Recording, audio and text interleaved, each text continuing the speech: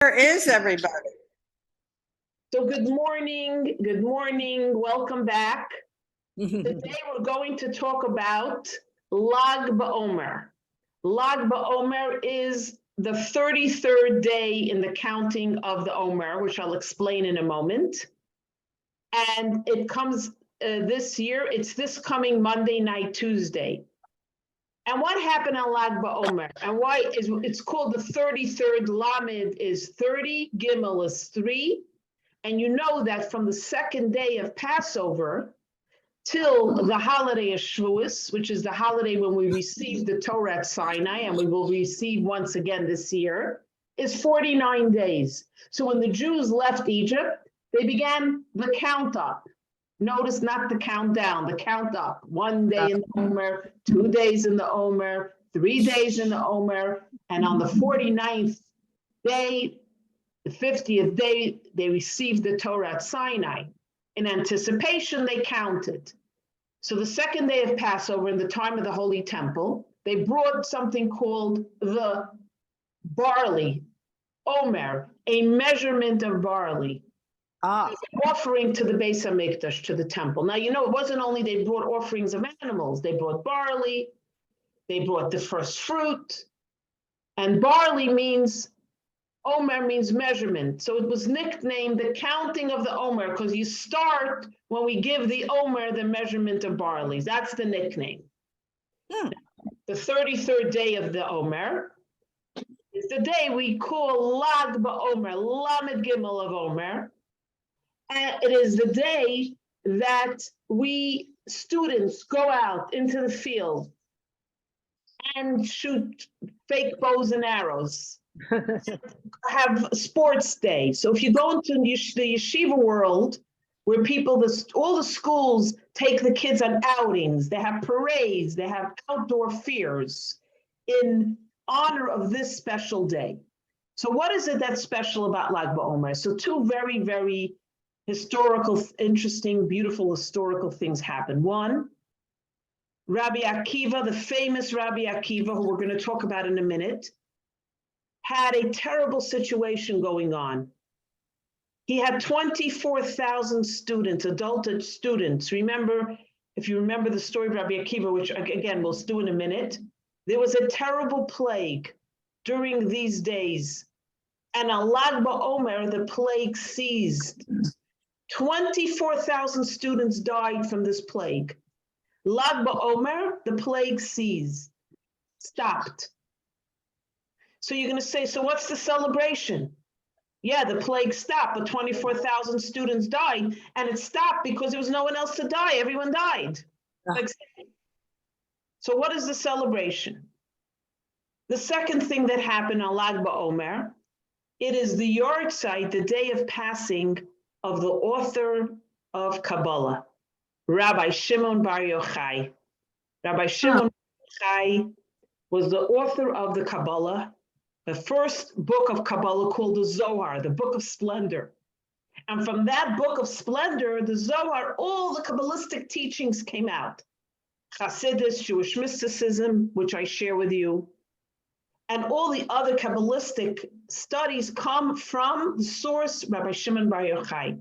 And he passed away on Lag BaOmer. So why is it a celebration?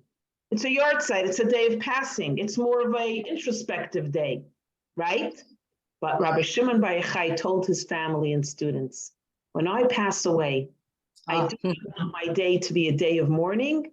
I want my day to be a day of celebration, celebrating my life, celebrating the revelation of Kabbalah to the world, the light of Kabbalah to the world. So it became a day of celebration. Now, during the days of between Shavuos, Passover to Shavuos, are considered semi-days of mourning. Not mourning in a sad way, but mourning in an introspective way, because we're getting ready to receive the Torah. So there's no weddings, you don't take haircuts, you don't play live music. Now, on Lag BaOmer, all the little boys, the 3-year-old boys, you know, the custom, when a little boy turns 3, you give him a haircut, right? So what happens in the land of Israel, at Miron, where Rabbi Shimon Bar Yochai is buried, Everyone brings their little boys, and they cut the hair there on that day. And there's bonfires, and you can buy shawarma straight from the fire. It's a magnificent situation. You know, a few years ago, there was a terrible tragedy. Remember, the bleachers collapsed, and many people were hurt. Yeah. It was unfortunate passings. But in general, Lag BaOmer is a very joyous day. And many people who waited get married on Lag BaOmer because till then, again, it's days of introspection and semi-mourning because of the plague of Rabbi Akiva's students. But let me ask you, when you read the story of Rabbi Shimon Bar Yochai, it's called Yom Hilula, the wedding anniversary of Rabbi Shimon Bar Yochai. What kind of wedding anniversary? Why does the Talmud refer to the day of passing of Rabbi Shimon Bar Yochai, the author of the Kabbalah, of the Zohar, as a wedding? What kind of wedding is this? So this is very interesting as an intro to what is the Kabbalah, why the Talmud calls it the day of the wedding of Rabbi Shimon Bar Yochai. So we have to understand that the wedding, marriage, relationships have different levels. You have the relationship, your marriage between yourself and your spouse. We have the cosmic marriage. God is the husband, the groom, the Jewish people are the bride, as we discussed many times, right? And then you have another marriage, the marriage of the body and the soul. The body is lifeless. Suddenly, a God blows in a soul, a part of God into the body, and suddenly the body is alive, and there's a marriage there. And the Kabbalah, which was introduced by Rabbi Shimon Bar Yochai, the secrets, the esoteric, the spice and spirit, the soul of Torah, explains what is a cosmic marriage, what is the marriage of a body and soul, what is our purpose on earth, our meaning on earth, why am I getting up in the morning? And as you know, we have the other part of the Torah, the revealed part of the Torah, the laws. Don't eat milk and meat, right? Don't you wear wool and linen together. Do not steal, do not kill, do not commit adultery, give charity, be kind, be compassionate, love your friend as you love yourself, don't worship idolatry. 613 mitzvahs with hundreds and hundreds of Jewish laws, what you can do, what you shouldn't do. So there's the body of the Torah, which is the laws, and then there's the soul of the Torah, which is the Kabbalah. And we need both. You cannot have a person who's only creative and floaty and they're all over the place and this is so esoteric, but they're not grounded. They don't have the basic laws of ethics, morality, humanity. What should I do? How should I do it? And on the other hand, you can't only have rigorous laws, keep Shabbos, keep kosher, and it becomes a route and there's no joy, there's no excitement to it. What do I need to keep Shabbos and kosher? I'm busy, I need to make money. Kosher, everything goes through the Department of Agriculture. Charity, I'll give when I want to give. What are you telling me when to give, how much to give? Why shouldn't I steal? Sometimes you got to steal a little bit to make money. It's a rat race. So comes Kabbalah and gives us the beauty and joy and understanding of why we do halacha, why there's laws. And together, this gives us a beautiful, wholesome marriage and relationship with our souls and our bodies. A little parable, and then if you want to add and ask questions, and we'll go a little deeper now. So there's a farmer. He falls in love with the king's daughter, and they get married. Love is love. And he wants to make her so happy. Now, she has to help out on the farm. So he makes her a beautiful hay bed near the barn, and he buys her gloves so when she picks the eggs and milks the cow, her hands don't get chapped. And he buys her a beautiful basket to collect the eggs, but she's miserable. She's so unhappy. So he takes her to the marketplace. Let's go to the farmer's market. It's going to be so beautiful. We'll buy fruits and vegetables. Nothing makes her happy. So he goes back to the king, his father-in-law, and says, Dad, what should I do? I tried everything with your daughter. I gave her such an expensive hay bed right in the barn so she doesn't have to travel too far to milk the cows. And he describes, and the king looks at him, he says, my son-in-law, you have to understand, my daughter grew up in luxury. My daughter grew up sleeping on a feather bed. My daughter never had to do her own laundry. She never has to cook her own meals. She never had to collect eggs or milk the cow. Doesn't matter how beautiful you make this life, a farmer's life just doesn't satisfy my daughter. So it's nothing you're doing wrong. It's just, she's too refined for this life. So the same thing happens. The soul comes from God. It's a part of God. It gets put into a body. The body says, I want to eat, I want to sleep, I want to drink, I want to party, I want to have fun, I want to dress beautiful, I want to have a beautiful home, I want to drive a beautiful sports car. And the soul is looking for meaning. The soul is looking for foundation, morals, ethics. The soul says, like, can we pray a little longer today? No, we're having a disco party, no more prayers. And there's a conflict. The body doesn't understand. I gave you everything. I gave you a mansion. I gave you the most expensive car. We go on cruises every year. Why are you complaining? What's wrong? Why is the soul yearning when it has every materialistic object on the highest level? Because the soul came from God and doesn't get satisfied by even the most magnificent materialism. It needs spiritual sustenance. It needs meaning. It needs life. It needs to know that when I wake up in the morning, I will feel good about myself. Not because I have the nicest possessions, but because I am doing something to make the world a better place, a lighter place, and bringing God into the world. So there's a conflict between body and soul. So the marriage, this is what the Kabbalah, Rabbi Shimon Bar Yochai gave us, the understanding of our struggles. Why are you struggling? You know, like I tell the story of the very affluent, successful couple came to see the Rebbe. They went for a yechidus. And the wife, after the Rebbe spoke to the children a little bit, the children went out of the room, and the wife says to the Rebbe, I need to ask you a question. I feel so unfulfilled in my life. I'm a CEO. I have a beautiful husband, as you could see, happy, healthy, well-adjusted children. I live in a beautiful home. I have everything, but I can't understand why I wake up in the morning, I just feel empty.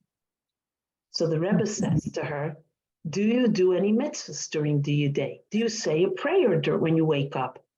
And she says, no, Rebbe, I'm a CEO. I don't have time. When I retire, then I'll have time for spiritual pursuits.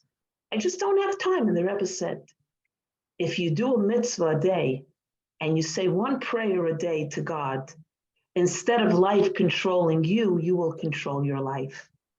You will find connection to your soul. That's what you're missing. That's what you're missing. That's what the Rebbe told her. So many times we don't realize what's missing in my life. I really should be happy. But the question is there a cosmic marriage between the body and soul? Are you working in tandem to who you are? Are you just doing halacha, Jewish law? Or are you also tapping into the beauty of the Torah, the joy of the Torah, the excitement of Torah? That's why you have so many times people disenchanted. Remember, we had a woman a few months ago. She said, why do we need all the rules and the regulations? Why can't we because you need both. But you need to understand the rules and regulations. You need to see the beauty and the esoteric of the rules and regulations. Then you'll enjoy doing it. So that's what the Rabbi Shimon Bar Yochai gave us. He gave us the beauty understanding of what a marriage is. Marriage means a relationship, whether it's with your spouse, with God, with your soul, with your body, and so on. And that's why the Talmud calls this as the anniversary of the marriage, Yom Hilulei Rabbi Shimon Bar Yochai. So now understanding Kabbalah, of course, means that which was received. Now, there was a lot of resistance to Kabbalah. The great scholars said, you can't reveal Kabbalah to the world. The plain people shouldn't study Kabbalah. It's for the scholars. It's not true. When the Baal Shem Tov, who brought Kabbalah, generations later to the plain folk, he said, everyone is drifting away because what they're not finding the spirit of the law, the soul of the law. Kabbalah gave every Jew the ability to connect to the mitzvahs, to the Torah on their level, and that no Jew left behind. Just because you didn't study in yeshiva, and just because you don't have a big white beard, and just because you're not wearing a sheitel, doesn't mean you can't study Kabbalah. Doesn't mean you can't connect to your soul. Every Jew can connect to their soul and to God and be loved by God, not just the holy rollers, what we call, who sometimes are not such holy rollers, if you know what I mean. So this is what Rabbi Shimon Bar Yochai gave us. An unbelievable beauty to what we do every day. And then what I always say that the mundane things in our life are infused with meaning. We all need to do laundry. We need to all go food shopping. Whether your butler does it or you do it. Oh, yeah. We all need to get manicures, buy beautiful clothes, have our hair done. What? This is it. It even says in the Torah that you should beautify your body because it contains the soul. But neglect, that's not. You have to take care of yourself. And then with all that, it's infused with meaning and it's beautiful. You have a well-rounded life, you would never see a Rebbe with a, for example, an unclean shirt. Oh, I don't need to have a clean. Of course, more than a scholar needs to look clean because then people won't need a living example. It's imperative, even more than everybody else in a sense. Because, people always like to point out, I saw a religious Jew and I saw A, B, C, and D. Yeah, well, maybe they're not so religious. You know what I mean? Maybe they look religious. What's religious? Who knows what that means even? So this is what the Kabbalah gave us, and that's why we love Rabbi Shimon Bar Yochai so much, even though we never met him. It's interesting, going back to one more little point, it's a simple point, that Lag BaOmer, I said, is Scholar Day. The kids go out, there's parades. I remember when I was a girl, we went to botanical gardens and we had picnics. A whole year we looked forward to getting out of school for one day. Wow. And they bussed us to the park. It was beautiful, Central Park, but all the gardens, all the parks.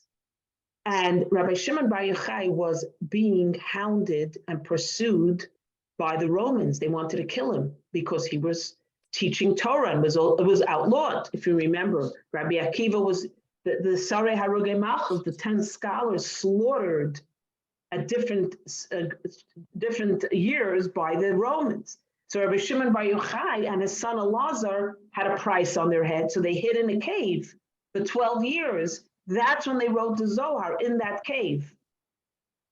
So that's another reason the scholars, the students go out to remember that Rabbi Shimon Bar Yochai couldn't live at home. He had to hide out in the fields, in the caves. And the Talmud describes God made a miracle. There was a carob tree growing nearby and a waterfall, so that he had sustenance for all those years hiding out from the Romans. When the students saw it was safe to come out, they let him come out. They told him, Rebbe, you can come out. And he produced the Zohar, the great book of the Zohar, the book of splendor, all written in a cave. So that's another reason we go out in the fields. Another reason I read years ago as a student was when the Romans used to go into the fields, they would see the kids playing with bows and arrows. They'd say, what are you doing? Oh, we're playing with bows and arrows, when really they were studying with their teachers in the cheder, in the fields and in the forests and in the mountaintops, whatever. That was another reason. So this is what Kabbalah is, and this is what halacha is. Halacha, again, is the practical laws of Torah. What to do, what not to do, when to do it, celebrate Passover in the spring, eat your matzah, eat your maror, celebrate the holidays, Yom Kippur, Rosh Hashanah, blow the shofar, the do's, why we do it, and the deeper meaning and the relevance to human life, that's the Kabbalah. That's Jewish mysticism. And how to understand God is also Kabbalah, which is very esoteric. So there's very esoteric parts, and the beauty of Hasidus mysticism, Jewish mysticism, like I teach Chabad Hasidus, is how to take Kabbalah and apply it to your life. Because one thing, understanding the esoteric, the emanations of God and the floaty stuff, but how do you apply it to your life? Philosophy is beautiful. You know, you study philosophy, sometimes you like philosophy. But at times you need, how does this philosophy enhance my life? That's Hasidus, Jewish mysticism. You know, the story, a guy is going to go on a date. So he says to his sister, what should I talk about? I don't know what to talk about. She says, talk about three things: family, food, and philosophy. Very good. He goes on the date. He says to her, you have any siblings? She says, yeah, I have a brother.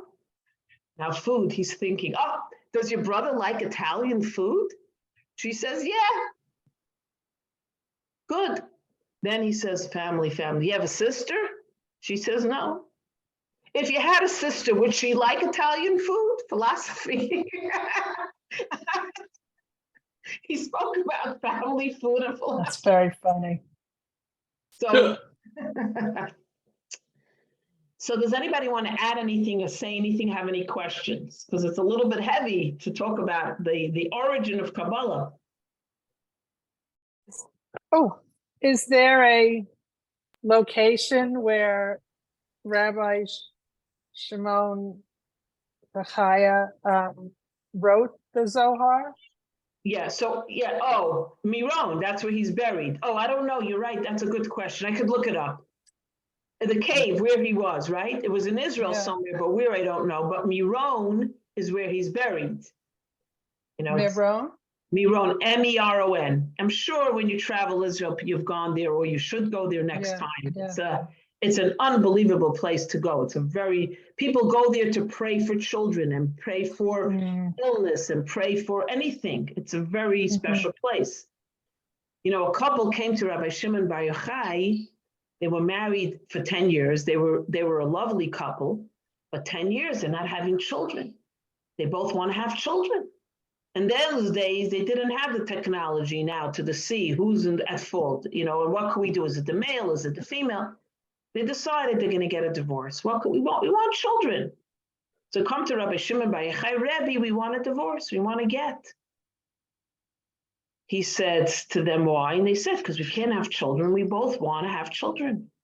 He says, okay, you can get a get on one condition. If you make a feast to celebrate the divorce, just like you made a feast to celebrate your wedding, you make a feast to celebrate your divorce. If you do that, come back to me. We'll call the rabbinical court and we'll issue it. The Rebbe says, so they go, they make a huge feast, they invite everybody. And the husband is drinking, he's, getting into the spirit of the feast. And at the end of the feast, it's very melancholy because they know this is it, they're getting divorced. And he has such strong emotions for his wife, though, he loves her. So at the end of the whole feast, he says to his wife, darling, whatever you want from the house, take it back, because she was going back to her father's house. Take whatever you want, any treasure, any painting, any art, any antique, anything you want is yours. And he goes, he's drunk, needs to sleep it off. He goes to the bedroom and he falls asleep. She calls her father's butlers and she says, come, I need you to carry something very heavy for me to my dad's house.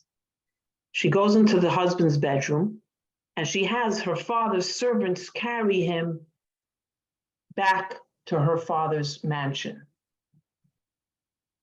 In the morning, the husband wakes up. Where am I? Where am I? He gets dressed. He realizes he's in his father's house. He comes into the dining room and his wife is sitting there. He says, how did they come here? What? How did I get here? She says, I brought you here. We brought you here. He says, why? We're getting divorced. She says, you told me yesterday that I should take this valuable thing from our house and bring it here. You are my most valuable thing. When he heard that, he said to her, we can't get divorced. My love for you is unlimited. And she said, I feel the same. So they go back to Rabbi Shimon Bar Yochai, and they said, Rebbe, you know what? We're not getting divorced. Give us a blessing for a child. So the Rabbi Shimon Bar Yochai gave them a blessing for a child, and the next year they had a child. Now, the question is, why did Rabbi Shimon Bar Yochai said, listen, don't get divorced. I'll give you a blessing now for a child. What's with the feast? So this is Rabbi Shimon Bar Yochai. He could have given a blessing, but a person has to be a vessel for a blessing. You have to be able to accept the blessing.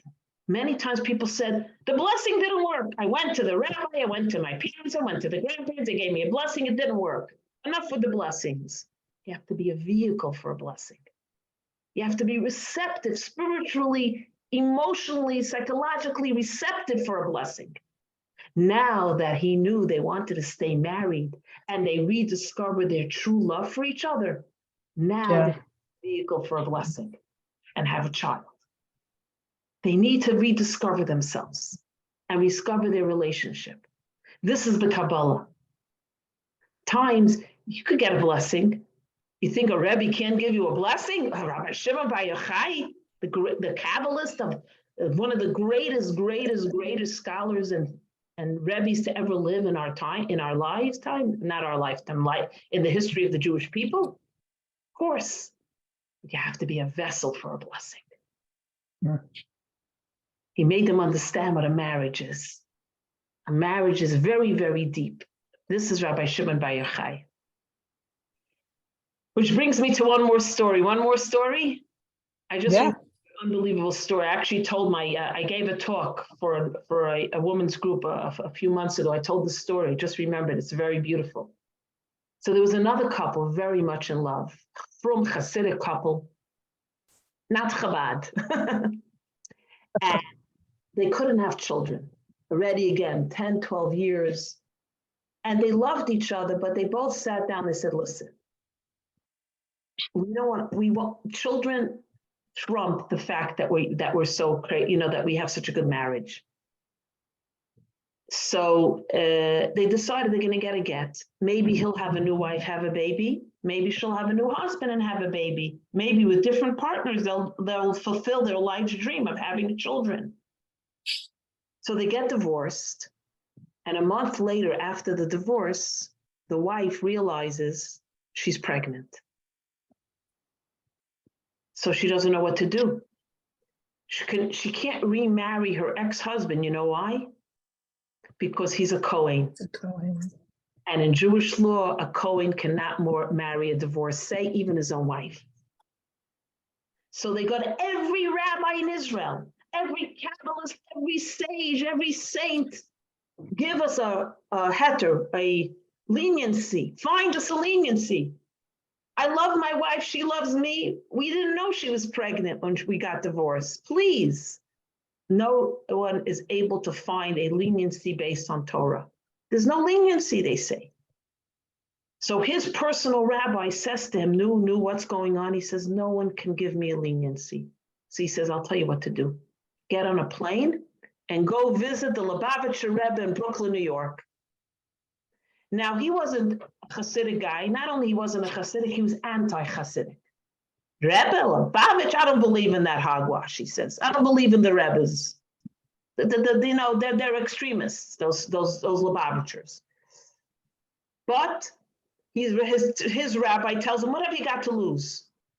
What have you got to lose? You're in a terrible situation. So he travels to New York. He gets online for $1 because that's how he's going to, the Rebbe gave out dollars every Sunday. And he comes and it's his turn. And he tells the Rebbe in Hebrew, the story. He was married to a wonderful woman. We couldn't have children. We got divorced. We found out she's pregnant. Rebbe, what should I do? The Rebbe says to him, Tidaber hima ima. Speak to your mother. And the Rebbe gives him another $1, $1, and then another, and he goes. Comes back to Israel. He doesn't go speak to his mother. He sees his rabbi. His rabbi says, no, you never told me. What happened with the Rebbe? Did you go? He says, yeah. And what did the Rebbe tell you? The Rebbe told me to speak to my mother. So did you speak to your mother? No. It's the most ludicrous idea. First of all, my mother is in a senior home. Second of all, she has slight dementia. Thirdly, why should I aggravate my mother when she doesn't know we got divorced? Why should I give her aggravation? The guy says, you went to the Rebbe. He told you to speak to your mother. What have you got to lose? You're already in a terrible predicament. So the guy goes to his mother, sits down, says, Ima, and she has a lucid moment at that moment when he comes. And he tells her in a more restrained way that they got divorced because they couldn't have a baby. And now he can't remarry her because he's a Kayin. His mother bursts out crying. She says, oy, bubala, you're not a Kayin. Your father was a Kayin. But when you were an infant, we adopted you. And we never wanted to tell you because we didn't want you to feel unloved. We also couldn't have children. You're adopted. You're not a Kayin. I can tell you right now. I know your parents. You're not a Kayin. And he went back, of course. He remarried his wife. Now, 13 years later, the Rebbe had already passed away. And he comes to the New York and he's praying by the Rebbe's resting place. His father. And somebody sees him and says, hello, how are you? I'm from Israel. He says, why are you here? He said, because 13 years ago, the Rebbe saved my life and gave me a son, and my son is bar mitzvah today.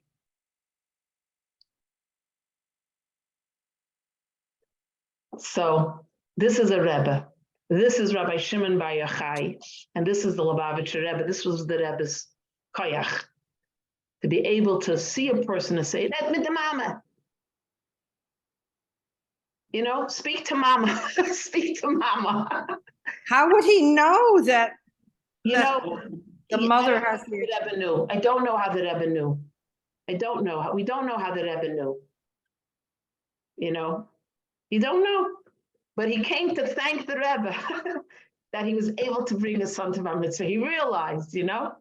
But and also, you know, this is what the Rebbe is. The Rebbe knew that the Rebbe could tell in a person's body language. You know, I don't believe in you. I'm only here in dire moments. I'm only here as an emergency. The Rebbe didn't care because the Rebbe. It was never about the Rebbe. The Rebbe was never about ego. You know.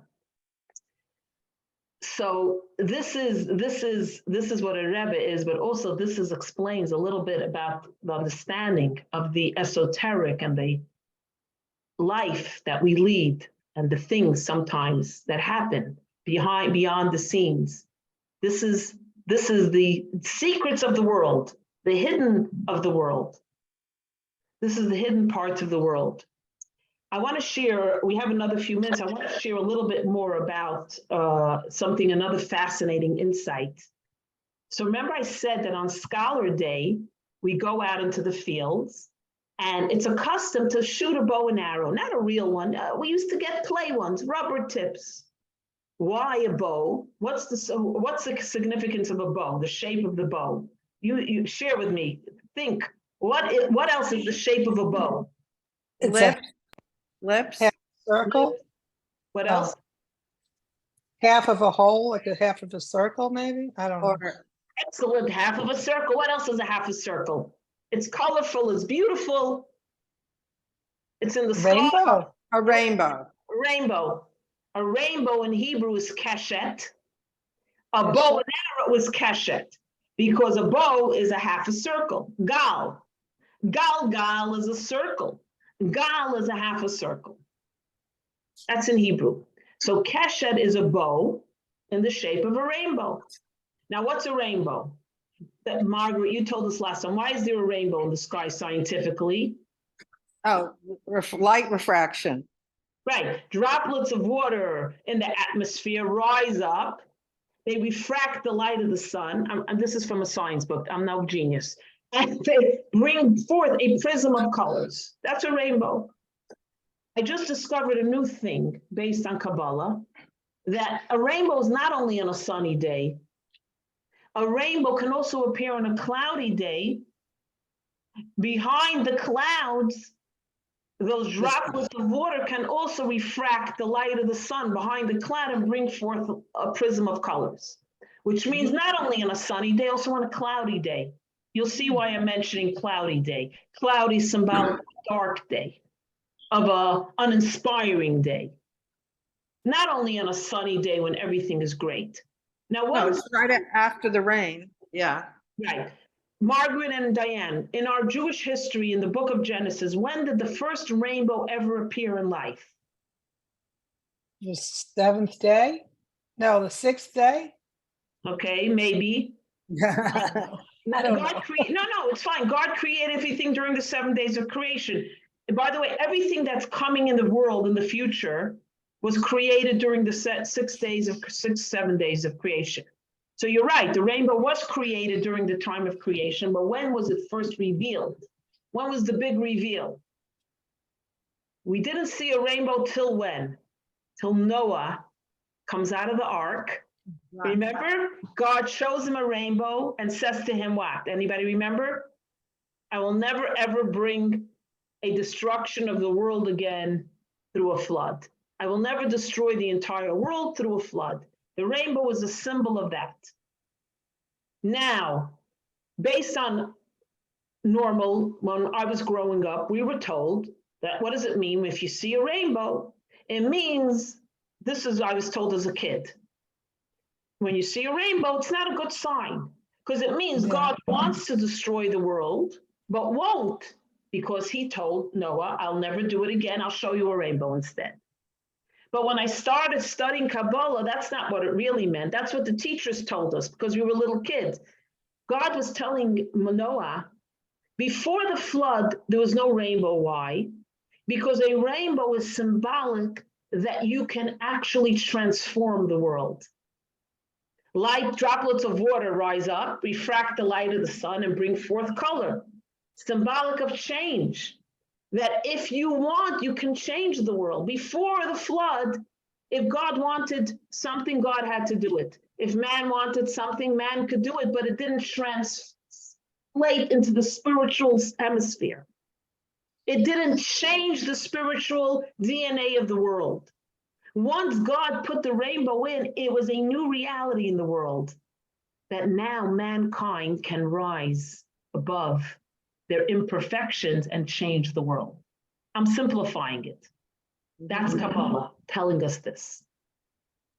So the Torah tells us, the Talmud relates that when Rabbi Shimon Bar Yochai was alive, his presence was so special, so holy, so omnipresent, so overwhelmingly powerful that there was never a rainbow in the sky.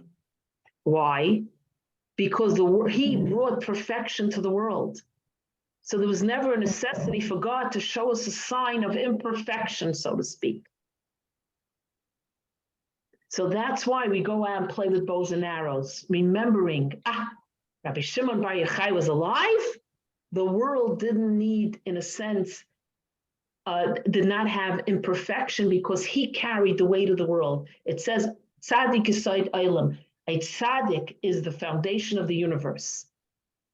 Wow. That's what it is. So now, one more step. Let's take it even one more step. So how is this so complementary? How is this so complementary? It complements Rabbi Shimon Bar Yochai, but is it so great? There was never a rainbow in his time. Okay.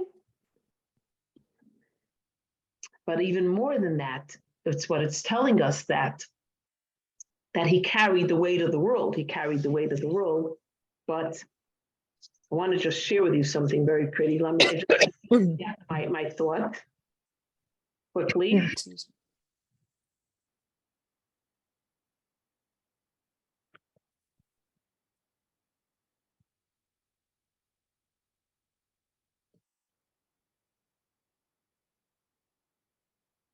Give me a second.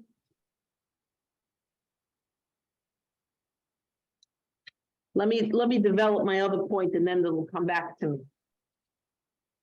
So the Alter Rebbe, Rabbi Shneur Zalman of Ladi, explains a little bit more about this. So we never saw a rainbow in the time of Rabbi Shimon Bar Yochai, a rainbow half arch, right, half circle. And what is the significance of a rainbow, a bow and arrow, or rainbow? Okay. What did they used to fight with before bows and arrows, before they were archers? What was the weapon of use? Rocks? Stones and sticks. Whatever. Sticks, swords, spears. Hmm. Then the archery, the bow and arrow was developed. I didn't look it up, but someone came up. What was wrong with swords and spears? What do you think? You want to Well, get too close. Very good. Clever.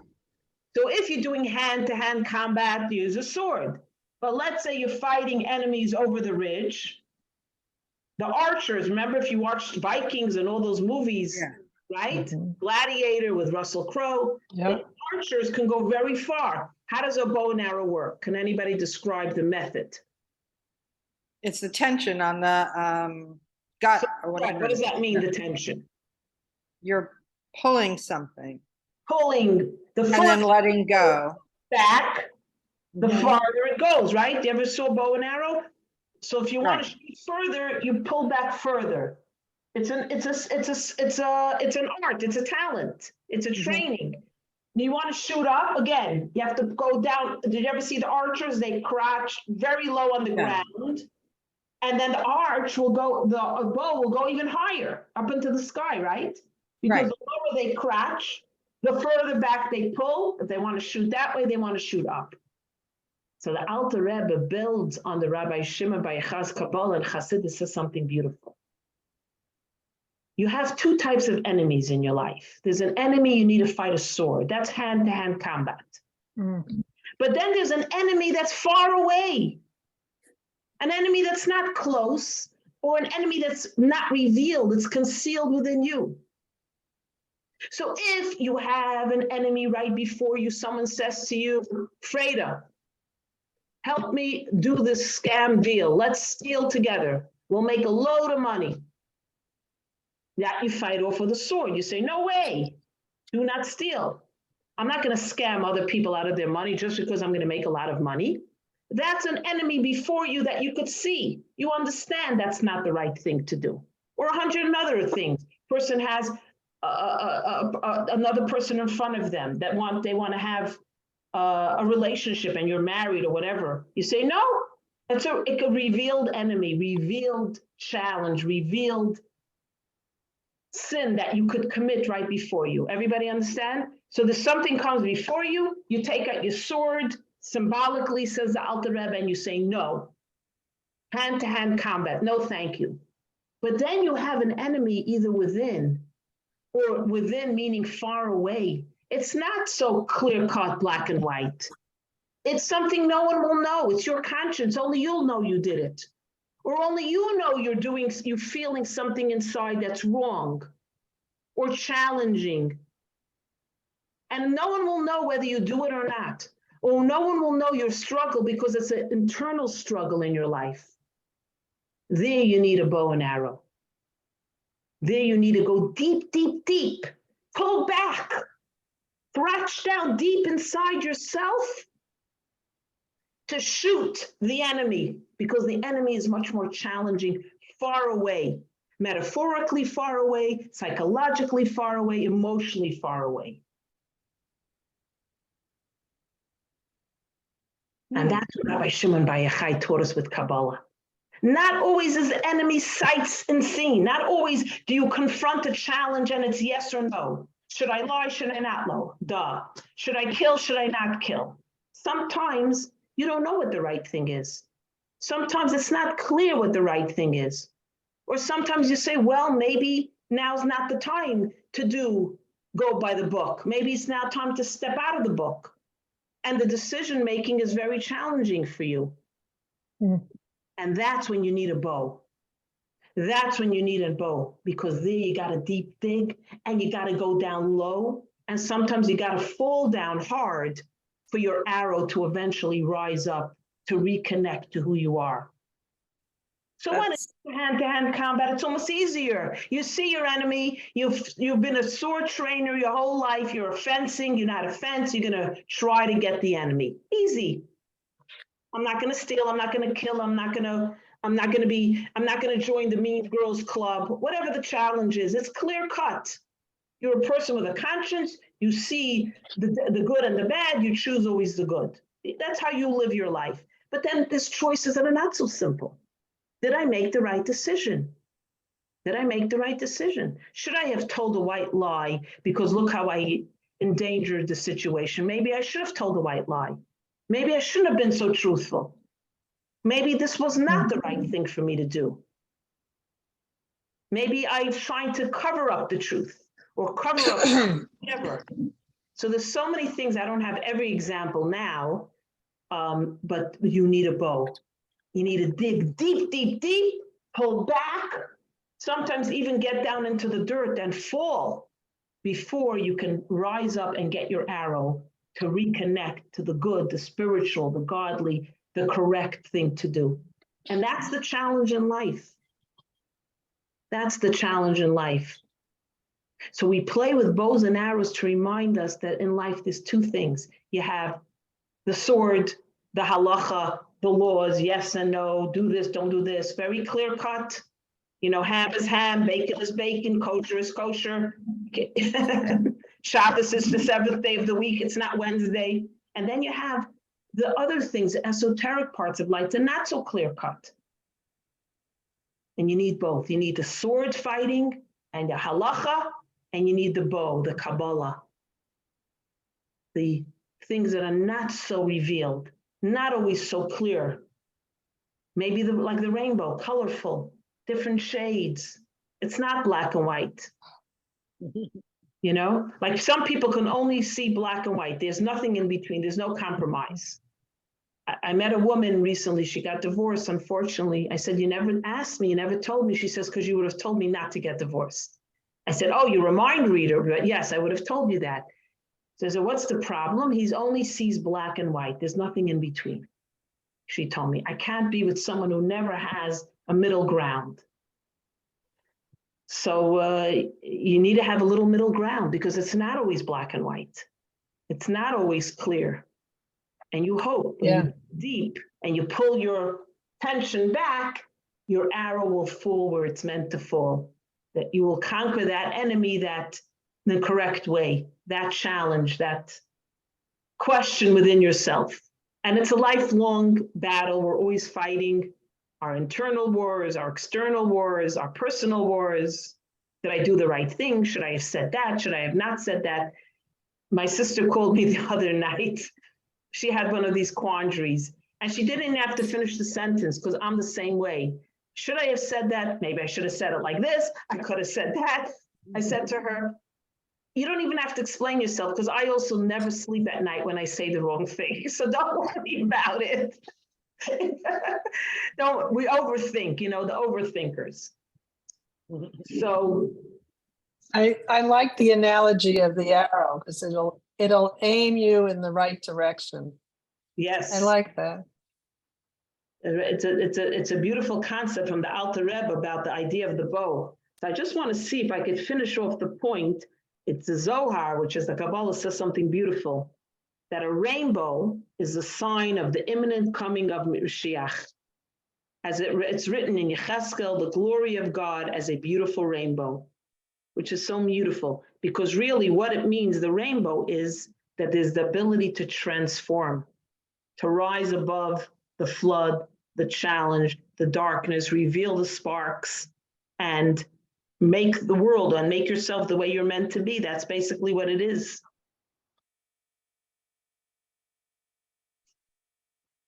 Does anybody want to add anything, say anything? So we're going to conclude with the counting of the Omer.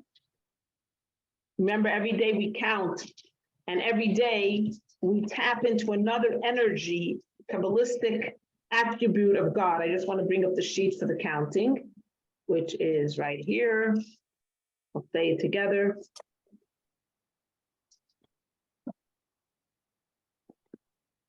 So repeat after me.